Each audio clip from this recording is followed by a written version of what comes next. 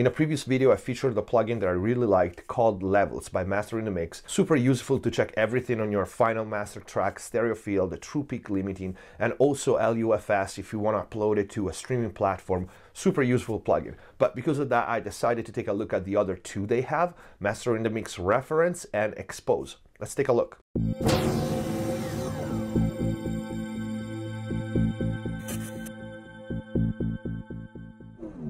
Hello everyone, welcome back to MixbusTv. Hope you're having a great day. Before we start, check the info box down below for my mixing courses on Pro Mix Academy, free plugins and special discounts and offers, and links to the plugins that we are seeing today, Reference and Expose. There's also going to be the link to the old plugin that we've seen, Levels. Now, if you want to become a MixbusTv member, support the channel and access to exclusive content like exclusive videos, live chats, posts, also mix consultations via email or Skype with me. Click the join button down here, see all the perks of becoming a MixbusTv member. Let's get to the video. This is going to be a short one, but I hope very useful.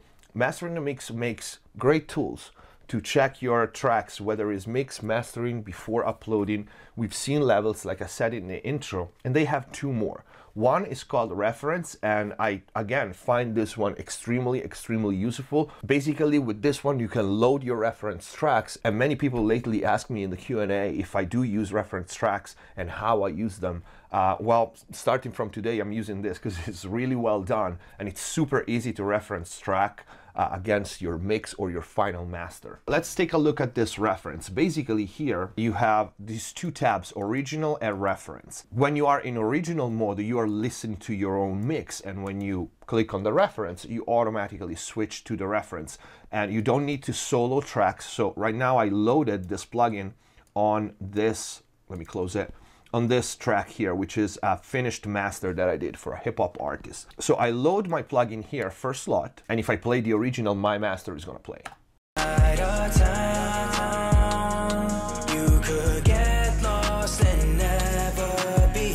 You can see here for the reference, you can either drop files or click and add from a folder. Originally, the client for the very first master gave me 2 Drake songs as a reference. I'm not gonna play them because YouTube and copyright is gonna mess things up, but I'm gonna take my first master that I did for him and just drag and drop it here. All right, so now if I click on reference, I don't even need to import that track in Pro Tools. The plugin is going to pick it up from the folder and play it. Down vibes, I know that you heard this. I deserve this after what the hurt did. It'll turn out perfect. I'm just original, which is this master. Sunshine on this side of town. You could get lost and never be this after what the hurt did. It'll turn out perfect. I'm just trying to sound like what real sound like. I'm still the same thing. It's do or die now, and my soul is sainted. All right, so it's matching pretty nicely. First of all, consistency, right? But as you can see, it doesn't only allow you to switch quickly from the original, so your master, to the reference, but it gives you a whole lot of information in one window at a first glance. For example, LUFS between the two. I am -9 on my previous, I am -8.9 here. Perfectly matched. Then we have the peak level, -1, -1. Then the gain is at 0. So you can see you have LUFS and peak meters here, and at the bottom you have 3 bands of spectral visual representation of the track with these meters here, horizontal meters. I have to play the track for you to see them. See? And in white at the top is your track, well, the track that you're playing right now, in this case, the original. If I switch to the reference, it goes to the other one. All right? And another cool thing is you can either mirror, so this will basically sync the 2 tracks and make them start and end at the same time. So if you play a specific part of your song, it will also play the same part at the same minute on the other song. So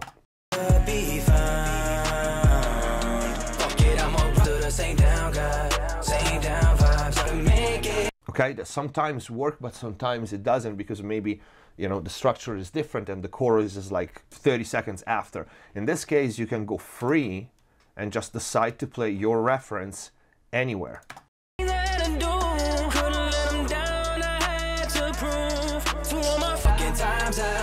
All right, and you can go to your chorus or your bridge.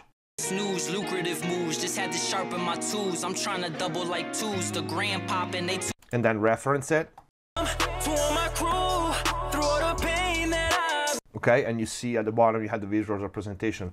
It's super useful. That is such a great way to use reference mixes. You don't have to load them in Pro Tools, which I dislike very much. You have all the most important information in one window: LUFS, peak, gain. You have the visual representation of the spectrum, which I like it. I like the color. And you can switch between reference and original with one click. And you know what's even better? That you can load multiple references. So if I take this Drake track here and I just drag and drop it, there you go. Now I have two references, all right? And I can switch, when I switch to reference, I can switch between them. And I can load another one. I can load a third one too. This is absolutely great. All right, there you go. You have all your references here, one next to the other. You can see the waveform. You have them all one next to the other, and you can switch from the original to any of your reference with one click. No soloing tracks, no anything.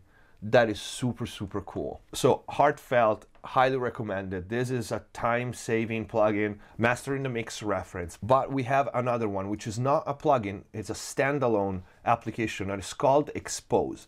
This one is very similar to Levels, the other plugin that we've seen in a previous video. This is really simple. It does no processing. It just tells you a bunch of information. Again, you load your track, you can see it loading, and it tells you basically your LUFS level, your true peak level, your stereo field, and your dynamic range. So functions that we find on Levels too, but with this you can load multiple files, compares, and of course, actually let me load another one. So you can have a stack of tracks, comparing them. If you have an album, if you have multiple singles, you want to check them all in one batch. But the cool thing is this. See, for example, if I click on the dynamic range, it shows me where the problem is, okay? Same for the stereo field, this. And you can play it, of course, and listen to what part of the song that is. If you have true peak problems, so intersample peaks, it tells you this too, and it tells you where it is. Same goes for the LUFS level. But the most useful thing are the presets. Again, just like Levels, we have mixing, balance, punch, dynamic, loud, mastering, CD, club, composer, Apple Music, Spotify, YouTube, SoundCloud, Crazy Loud, and broadcast too for Netflix. Why this is important? Let me show you in a second. Let me load a mix here, because those two are both masters. So if I keep my preset of mastering SoundCloud, you can see the intersample peaks and stuff. If I switch to mastering Crazy Loud, my top track is all blue. We're good, okay? There's this stereo field thing, which is an intro with like some guitars. He sees a little phase problem just because it's probably a stereo effect. While we are all good. Dynamic range, peak, LUFS, no problem. If I switch to mastering for Spotify or Apple Music, we're all red, okay? So this is a quick way to tell if your mix is ready to go for a given platform. But look at the bottom. The bottom is a mix. So we are in mastering Apple Music and everything is fine. There's still like this tiny 1 second bit of stereo field, which is probably nothing, but everything else is blue, dynamic range, everything, the true peak, LUFS.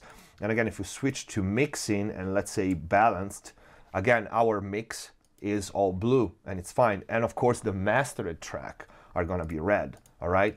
And these are just presets. You can adjust them. You can see here, you can adjust the settings for each preset and everything you want. You can create the user one. It's great because it gives you perspective. So when you load a preset CD, you can see, again, my top master is all blue. And then we have some intersample peaks at 0.1. And what else? The dynamic range. In these 2 seconds here, it says that it's not correct. But you see, it doesn't just tell you, oh, it's red. It tells you where it is. So it's like, okay, that's neglectable. You know, it's nothing. Same for the stereo problem here. or you're all in the red and your track is a mess, you know. So definitely useful. Let's see, for YouTube, for example, this is all red for the levels. YouTube doesn't like loud stuff, but our mix is fine. Okay, I think these plugins are so simple and so useful. I wish I had them before. I just wanted to feature them, to let people know. I know a lot of people know them already. I'm probably late to the party, but I'm very happy that I found them because they're super useful. They save me a lot of time, so I just wanted to show them to you guys. Anyway, this is it for this short video. Let me know what you think in the comment down below if you were already using them. If you have any question, again, leave it in the comment down below. We're probably going to do a video on the streaming platforms and the new LUFS levels and what's the best for each platform, what are the best practice to upload your tracks and make them ready to go for Apple Music, Spotify, iTunes, and so on. I hope this video was useful. I hope you liked it. Links to the plugins are going to be in the info box down below. If you liked the video, please don't forget to leave a like. Thank you for watching. Subscribe if you haven't already. See you next time.